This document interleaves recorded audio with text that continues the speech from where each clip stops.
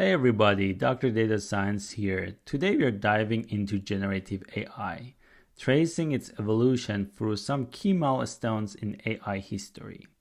And by the end, we'll break down what tokenization is, with simple examples using ChatGPT.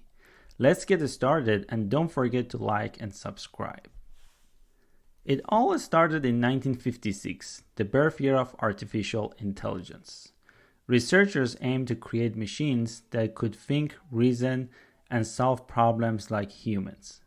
AI's goal was broad, from understanding language to solving complex mathematical problems. Jump to 1997, this is when machine learning, a subset of AI, gained traction.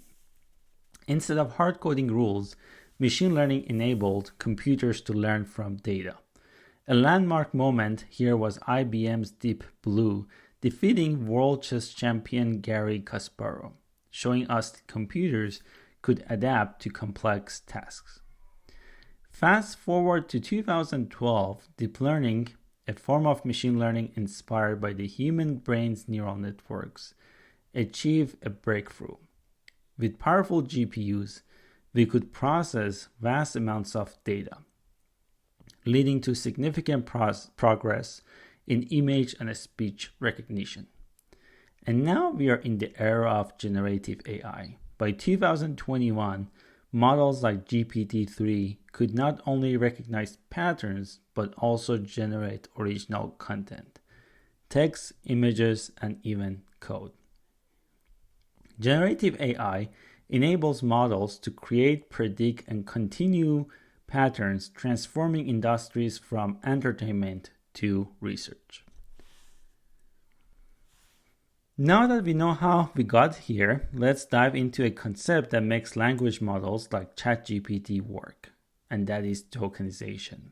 When we ask an AI model a question, it doesn't read it like we do. Instead, it breaks down the text into smaller pieces called tokens. These tokens are then processed individually, allowing the model to understand and generate text more flexibly. Let's look at an example. If I ask ChatGPT to split the sentence that we have here, the quick brown fox jumps over the lazy dog, here is the answer that we get. So you can see that we get a list where we have these tokens, such as the, quick, brown.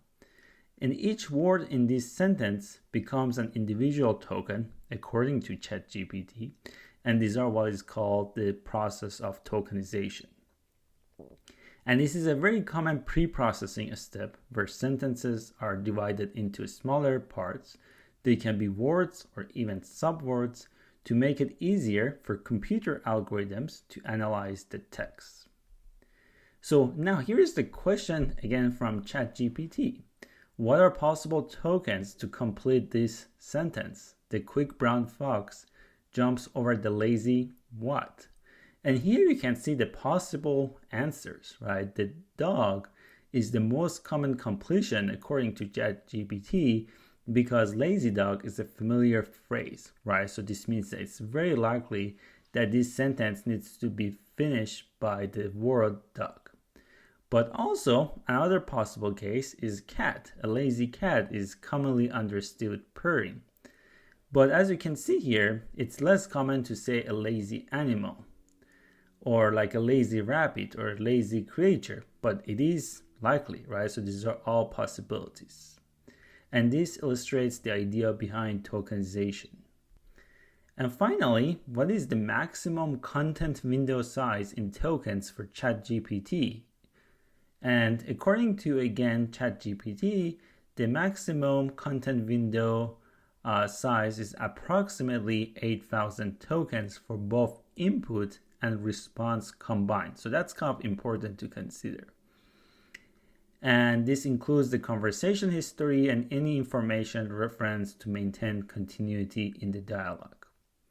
And therefore, there is a need to perform summarization or reduction if you have large documents or lengthy conversations. I hope you found this video helpful, and again, please don't forget to like and subscribe.